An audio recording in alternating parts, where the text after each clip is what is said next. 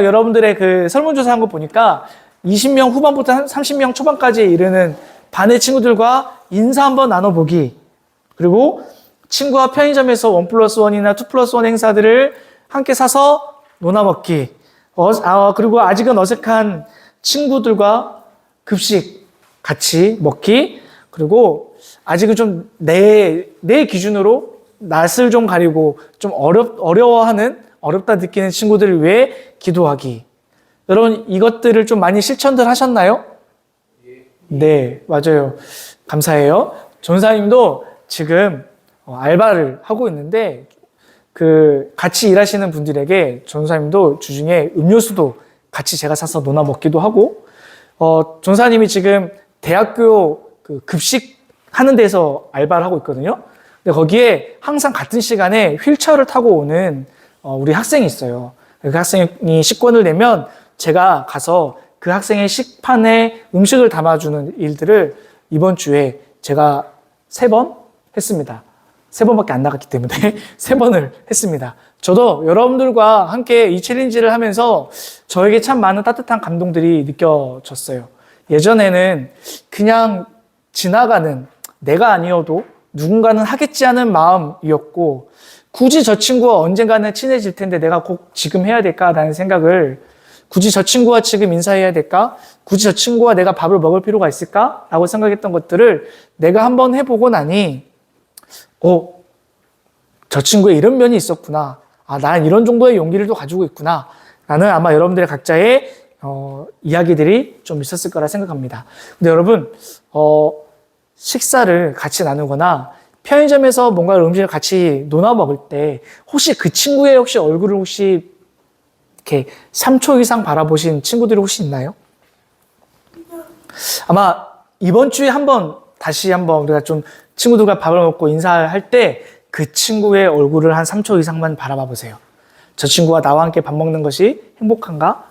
나와의 나눔을 통해서 하나님의 나에게 원하시는 그 기쁨의 모습들이 좀 보이는가? 혹시 한번 여러분들 이번 주에 한번 해보셨으면 좋겠어요. 여러분, 이렇게 예수님을 믿는다는 이 믿음은요, 우리가 말씀을 통해 배운 것을 실천하는 것이라고 생각합니다. 우리가 지난주에 이어서 오늘도 행동하는 믿음이란 무엇인지에 대해서 오늘 본문의 말씀을 가지고 함께 나누어 보려고 합니다. 오늘 예수님 앞에 율법교사가 찾아옵니다. 이 당시 율법교사는 오늘날로 말하면 성경 해석자라고 이야기할 수 있습니다. 그래서 이 사람들은 율법을 해석하고 연구하고 사람들에게 알리고 율법대로 살아야 합니다라고 말을 하는 사람이에요. 오늘날로 따지면 어쩌면 전사님처럼 말씀을 전하는 사람이라고 생각해도 여러분 절대 틀린 건 아닌 것 같아요. 어찌됐든 이 성경 해석가로 율법을 철저하게 지킬 뿐만 아니라 이 종교적인 권위를 가진 자로 사람들에게 좋은 영향력을 미친다고 말할 수 있는 이 율법 교사가 예수님께 나아가서 영원한 생명, 영생이란 무엇인지에 대해서, 영생을 어떻게 갖는 것인지에 대해서 예수님께 물었습니다. 율법 교사가 영원한 생명을 얻는 법에 대해서 모르진 않았을 거예요. 왜냐하면 그는 율법에 대해서 통달한 사람이었기 때문이에요. 그는 율법에 대해서 너무나 매일같이 연구하고 율법에 대해서 너무나 잘 알고 그 율법을 전하는 사람이었어요. 근데 그 전하는 사람이 영생에 대해서, 영원한 생명을 갖는 방법에 대해서 모를 리가 없겠죠. 예수님에게 도대체 이 질문을 한 이유는 무엇이었을까? 그것은 요즘 듣자 하니 예수란 자가 복음이라는 것을 전하고 다니는데 이 사람이 율법에 대해서 얼마나 잘 아는지에 대해서 테스트 한번 해보자 라는 마음으로 율법교사가 예수님께 나아온 것이었습니다. 예수님이 얼마나 율법에 대해서 잘 아는지 테스트 한번 해보고 싶었던 거예요. 그런데 예수님은 이러한 율법교사의 이러한 질문에 의도가 담겨 있는 이 질문을 듣고 율법교사의 마음을 꿰뚫고 대답을 하셨습니다.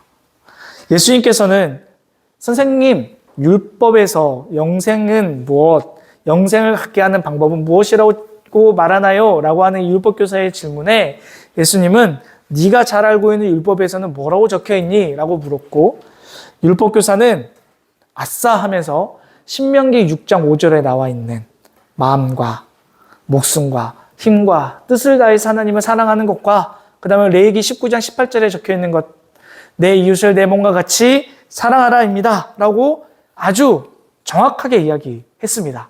예수님도 이렇게 얘기합니다. 맞아. 네 말이 맞아.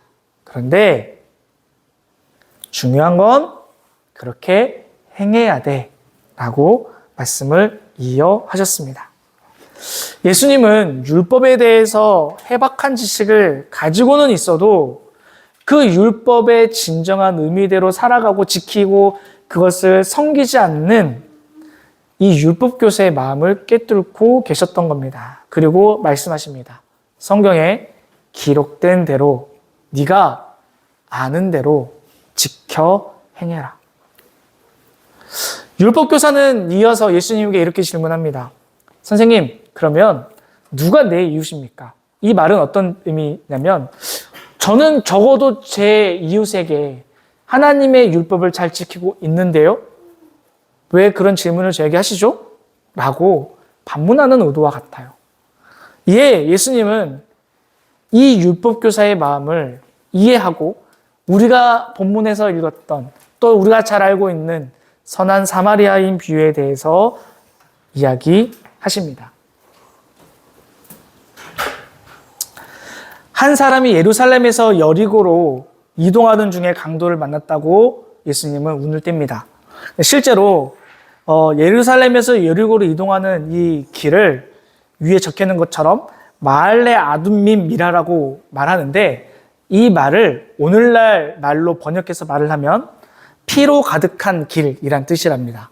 그러니까 이 길로 지나가면 어떠한 해를 당할 수밖에 없다, 당하게 된다라는 말의 의미를 가지고 있는 지역이었던 거예요. 강도들의 공격이 매우 빈번한 지역이었다고 합니다. 학자들의 연구에 따르면 그리고 이 강도 만난 사람은 오늘 유대인이라고 이야기합니다. 본문을 보니까 강도를 만난 사람은 거의 죽기 직전까지 몸이 상했다라고 이야기합니다. 그리고 그는 3명의 사람과 마주하게 되는 거죠. 먼저 성전에서 제사를 드리는 직책을 가지고 있는 제사장이 이 시체에 가까울 정도로 쓰러져 있는 이 유대인을 보지만 어떻게 했어요? 도와줬어요? 도와주지 않았어요? 도와주지 않고 외면했습니다. 아마 제사장 입장에서는 이런 생각이었던 것 같아요. 율법에 보면요, 2가지가 있는데 시체는 부정한 것이다라고 이야기하고요. 피를 만지는 것은 또한 부정한 것이라고 생각했어요. 그러니 제사장의 입장에서 이 시체나 다름없는 이 유대인을 만진다는 것은 자신이 부정해지는 것이니까 하나님께 제사를 드리는 것이 어렵다고 판단해서 그냥 갔던 것 같아요. 뒤에 이어서 누가 나오냐면 레위인도 나옵니다. 레위인은 보통 성전에서 제사를 도와주는 역할을 하면서 또한 동시에 율법을 따르는 사람입니다. 근데 이 사람도 아마 같은 이유로 이 유대인을 무시하고 외면해버렸습니다. 그런데 마지막 누구죠? 사마리아인을 만납니다. 근데 여러분, 이때 당시에 유대인과 사마리아인 사이에는 역사적으로 보나 전통적으로 보나 문화적으로 보나 종교적으로 보나 원수나 다름없는 관계였다라는 거예요. 그런데 그럼에도 불구하고 이 선한 사마리아인은 기꺼이 그를 치료하는 일을 망설이지 않았습니다. 자신이 가지고 있었던 올리브 기름과 포도주를 내어주었고 여간으로 그를 데리고 가서 그의 회복을 도왔습니다. 그는 하루 1급의 2배에 해당하는 2데나리온을 여간 주인에게 주었고 후에 이 사람이 회복할 때까지 좀 케어해주고 돈이 더 들면 내가 잠시 다녀온 다음에 지불하겠다고 하는 끝까지 책임지는 모습을 보여줍니다. 이 비유를 말씀하시고 난 다음에 예수님이 율법교사에게 이렇게 얘기하시죠. 누가 진짜 이웃이니? 그렇게 물었을 때 레위인은 자비를 베푼 사람이라고 이야기합니다. 이때 이 율법교사의 말에 의하면 재밌는 표현이 자비를 베푼 사람이라고 말하기보다는 누가 말해도 자, 제사장이 있고 레위인이 있고 사마리아인이 있어. 제사장과 레위인이 외면했어. 사마리아인이 도와줬어. 자, 이 세 사람 중에 누가 제일 친절한 사람이야? 라고 오늘 우리가 답할 수 있다면 여러분 뭐라고 답할 것 같아요? 당연히 사마리아인이요 라고 얘기해야 되는데, 이 유대인이었던 율법교사 입장에서는 여전히 우리가 적대 관계에 있었던, 원수와 다름이 없었던 원수 관계라고 생각했던 사마리아인을 사마리아인이라고 정확하게 얘기하지 않고 자비를 베푼 사람이요 라고 얘기하면서 여전히 사마리아인을 인정하지 않는 모습을 보여주는 장면입니다. 그런데 예수님은 그러한 율법교사의 마음을 잘 아시고 이렇게 얘기하는 거죠. 너도 가서 이와 같이 행하라. 자, 오늘의 말씀을 통해 저는 다음을 여러분 생각해 보았으면 좋겠다 싶습니다. 첫 번째로 사랑의 실천을 아는 것이 아니라 실천하는 우리가 좀 되었으면 좋겠습니다. 여러분 주일 예배를 빠지지 않고 또 뭐 매일 단톡방에 올라오는 큐티를 묵상하고 기도를 열심히 하고 뭐 찬양팀에서 싱어나 뭐 연주자로 섬기고 뭐 내가 주중에는 뭐 마커스나 뭐 예수전단 화요 모임이나 뭐 그런 데를 열심히 내가 아무리 쫓아다닌다 한들 뭐 청소년부 우리 안에서 이 친구는 진짜 믿음이 신실해 보여. 이 선생님은 내 신앙의 롤 모델이야. 라고 인정을 받는다 한들 정작 가정이나 학교나 학원에서 주변에 도움이 필요한 사람, 소외된 사람들과 마주할 때 누군가 도와주겠자고 고개를 돌리고 일단 나는 이 자리를 피해야지 하면서 나 몰라라 하는 모습이 혹시 우리 안에 있진 않았는지를 좀 먼저 돌아보기를 바랍니다. 예수님은 우리에게 믿음은 아는 것과 행하는 것이 하나가 되어야 한다고 말씀하고 있는 거예요. 야고보서 2장 17절에는 이렇게 우리에게 말씀합니다. 이와 같이 행함이 없는 믿음은 그 자체가 죽은 것이라. 주님이 우리에게 주신 믿음대로 사랑을 실천하는 저와 여러분이 되길 바랍니다. 네. 두 번째로 우리가 행해야 될 사랑의 실천, 친절은 나와 친하지 않은 사람, 심지어 나와 다투어서 나에게 상처를 준 사람에게까지도 하나님의 사랑으로 그 사랑을 실천해야 된다는 겁니다. 오늘 비유 속에 등장하는 세 명의 사람들을 여러분 떠올려 보십시오. 성전의 제사를 담당하는 제사장과 제사를 돕는 역할을 하는 레위인들의 특징이 무엇이냐면 율법과 규례에 대해서 굉장히 잘 아는 사람이에요. 그들은 율법을 핑계로 죽음 직전에 몰린 사람을 도와주지 않았어요. 이 말은 무슨 말이냐면 영원한 생명을 얻기 위해서 나는 노력하지만 나의 이 구원, 나의 믿음의 문제에만 관심이 있고 내 이웃에 대한 사랑과 내 이웃에 대한 섬김과 내 이웃에 대한 친절은 내 이웃에 대한 그 생명의 가치에 대해서는 아무도 신경 쓰지 않는다라는 겁니다. 겨울이 되면 대중교통을 이용하는 저로서는 늘 마주치는 것 중에 하나가 우리 역 주변에 노숙자분들이 생각보다 좀 많습니다. 여러분도 혹시 기억하시나요? 네. 특히 겨울이 되면 노숙자분들이 많습니다. 왜냐하면 추운 이 바깥에서 몸을 따뜻하게 데울 수 있는 곳이 한정적이기 때문입니다. 그래서 어떻게 해요? 이 화장실에 좀 들어가서 몸을 좀 데우고 있으신 분들이 좀 계십니다. 그런데 가끔씩 어떤 일이 있냐면 이 입구 쪽이 얼어가지고 이 노숙자분이 지나가시다가 넘어지시는 일들이 있어요. 119가 와서 그분은 이제 부축해서 병원 치료를 받으라고 얘기하지만 그 노숙자분들의 보통 행동들이 어떠냐면 안 가려고 그래요. 안 타려고 그래요. 왜요? 맞아요. 생각보다 우리 주변에는 그런 분들이 굉장히 많이 있습니다. 제가 극단적으로 예를 하나를 지금 들었는데 이런 일들이 생각보다 많이 빈번합니다. 우리는 우리 옆에 있는 사람들에 대한 돌봄과 관심에 많이 부족한 시대를 살아가고 있는 것 같아요.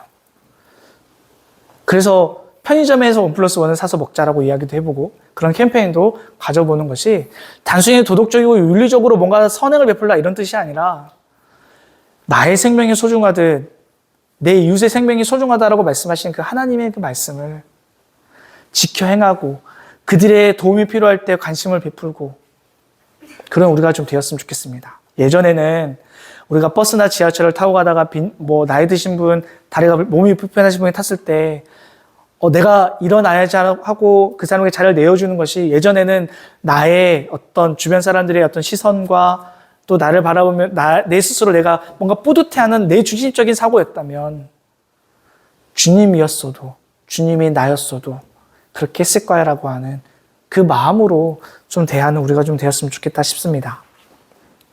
여러분, 우리 주변에는 이렇게 우리의 도움이 필요한 사람들이 많이 존재합니다. 가깝게는 학교와 학원에서 매일 만나는 친구들입니다. 우리가 친한 친구들에게는 내가 가진 것을 나누지만 나와 말이나 행동을 제대로 한 번이라도 잘 섞어보지 못한 친구들에게는 우리에게 그 친구들에게 친절을 베푸는 것에 대해서는 주저하고 고민하는 우리입니다. 또 좀 더 넓게 생각해 보면 우리는 이 학교나 학원을 오가면서 도움이 필요한 사람도 만나고 교회에 오가면서 또 도움이 필요한 사람들을 만납니다.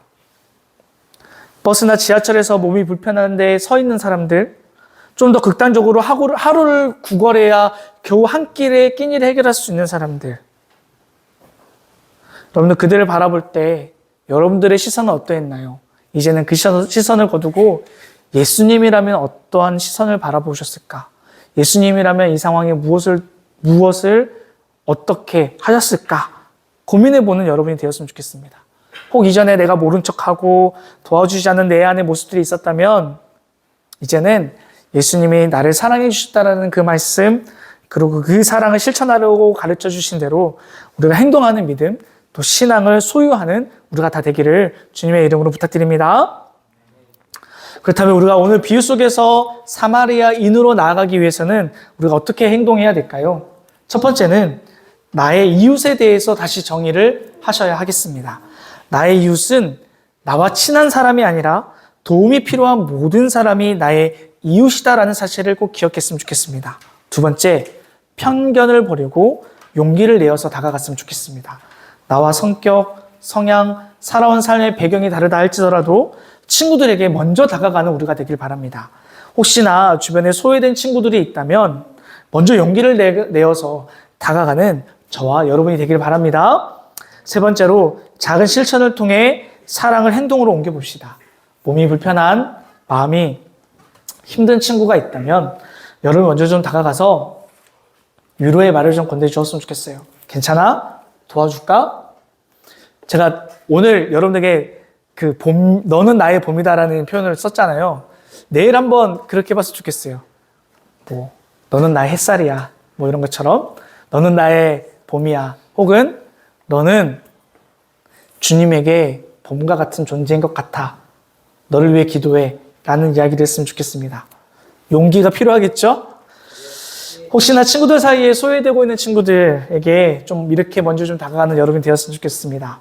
여러 사정으로 곤란한 상황에 처한 친구들에게 내가 도울 수 있는 최대로 도와줄 수 있는 우리가 좀 되기를 바랍니다. 말씀을 마치며 우리 마지막 내용을 우리 한 목소리로 읽어보도록 하겠습니다. 함께 읽겠습니다. 시작. 예수님은 우리의 선한 사마리아인이십니다. 그분의 사랑을 받은 우리도 다른 이들을 사랑하고 섬겨야 합니다. 이번 주 주변에 소외된 이들에게 다가가 작은 친절을 베풀어 봅시다. 사랑의 실천을 통해 하나님의 나라의 기적을 경험하는 한 주가 되기를 바랍니다. 사순절입니다. 주님이 이 땅에 오신 이유는 우리의 사마리아인이 되어주시기 위해 오셨습니다. 조건 없이 사랑하시고 심지어 원수가 된 우리의 관계를 허물기 위해서 이 땅에 오셨습니다. 이제 우리가 우리 이웃의 선한 사마리아인이 됩시다. 나와 상처를 받았다 생각하며 소외된 멀어진 친구들에게 그들의 도움을 바라보고 돌보고 섬기는 우리가 되었으면 좋겠습니다. 그렇게 살아갈 수 있기를 주님의 이름으로 부탁합니다. 이 말씀을 기억하면서 자리에서 일어나서 우리 함께 주님이 우리에게 주신 그 사랑, 그 영원한 그 사랑을 함께 찬양하십시다.